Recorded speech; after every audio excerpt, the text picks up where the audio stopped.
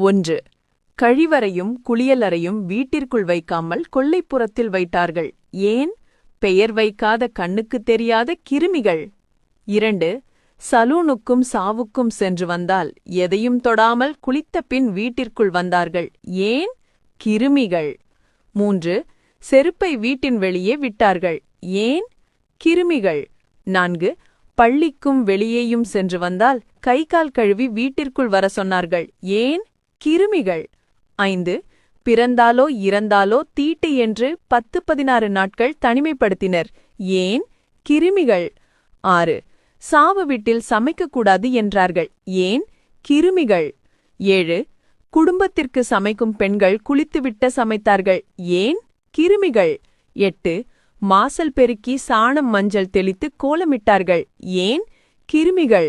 9. மண் செம்பு வெண்கல பாத்திரங்களை உபயோகித்தார்கள். ஏன்? கிருமிகள். 10. வீட்டில் சமைத்த உணவையே பெரும்பாலும் உண்டார்கள். ஏன்? கிருமிகள். தனிமனித ஆரோக்கியம், சமூகத்தில் சுத்தம், அண்டை அயலாரோடு அகலாது அணுகாது உறவாடுதல் போன்ற நம் மூதாதையர் வாழ்வியல் நெறியை கிண்டலடித்து திட்டமிட்டு சிதைத்து நாகரீகம் எனும் பேரில் அதற்கான விலையை இன்று கொடுத்து கொண்டிருக்கிறோம். இனியாவது இத்தலைமுறையினர் மூத்தோர் சொல் வார்த்தையும் முழுநெல்லிக்காயும் முதலில் கசக்கும்,